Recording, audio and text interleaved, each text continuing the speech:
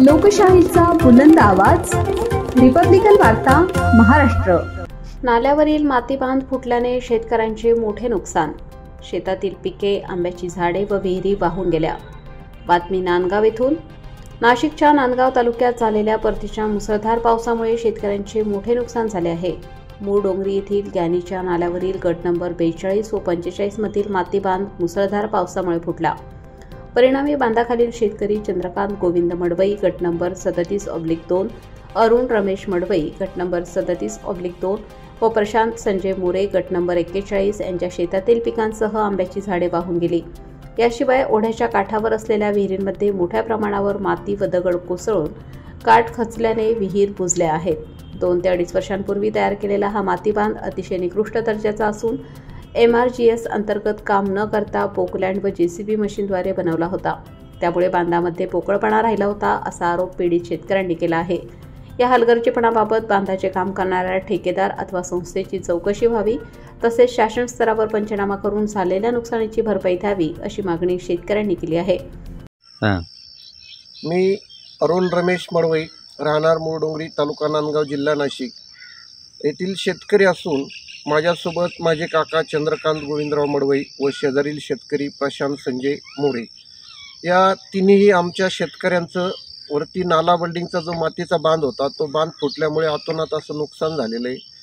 आणि सदरचं नुकसान म्हणजे नैसर्गिक आपत्तीबरोबरच एक मानवनिर्मित आपत्ती म्हणायला पाहिजे। खरं तर प्रशासनाच्या हलगर्जीपणामुळे अतिशय निकृष्ट दर्जाचं काम आता साधारण 3-1 वर्षापूर्वी झालेलं आहे।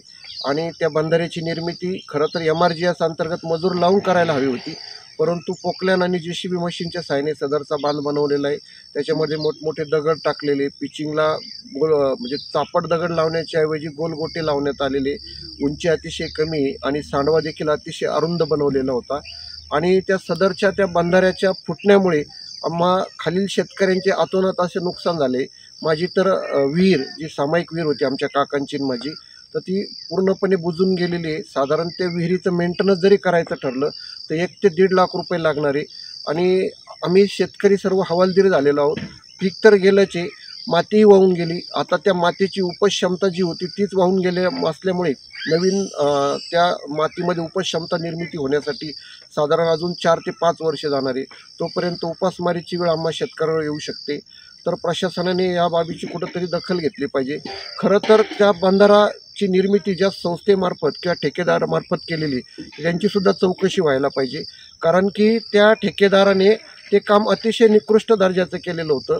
त्या बंधाऱ्याची उंची सफिशियंट नव्हती, दोन्ही बंधाऱ्याच्या मधलं अंतरसुद्धा अतिशय कमी होतं आणि बंधाऱ्याचा सांडवा अतिशय अरुंद आणि U-टर्नमध्ये केलेला होता, की ज्याच्यात पाण्याचा मोठा प्रवाह आल्यानंतर बाहेर निघण्यासाठी जागा नव्हती। आणि गेल्या 20 वर्षामध्ये ही घटना 3दा रिपीट होते। 3दा तो बंधारा फुटतोय, 3 वेळेस आमच्या शेतातून विहिरीतून पाणी जाते, त्या शेताचं अतोनात नुकसान होते। ही वारंवार होणारी बाब आहे। तर यासाठी त्या नाल्यावर असलेल्या सर्व बंधाऱ्यांचं ऑडिट प्रशासनाने करायला हवं, जेणेकरून आमच्या शेतकऱ्यांचं नुकसान या ठिकाणी थांबेल। आणि ही काही जी हानी झालेली आहे शेतकऱ्यांची, तर प्रशासनाला माझी विनंती आहे की या बाबीचा कुठंतरी चौकशी व्हावी, पंचनामे व्हावे, आम्हाला कुठंतरी त्या संदर्भातली नुकसान भरपाई मिळायला पाहिजे। शेतकरी म्हणजे एकतर मेटाकुटीस आलेला आहे, बाजारभाव नाही आणि निसर्ग असा कोपलेला आहे। तर या बाबीची कुठंतरी शासनाने चौकशी करावी अशी मी त्यांना विनंती करू। रिपब्लिकन वार्ता महाराष्ट्र न्यूजसाठी नांदगाव प्रतिनिधी Muktaram Bagul, Nashik. Subscribe now and press the bell icon. Never miss an update.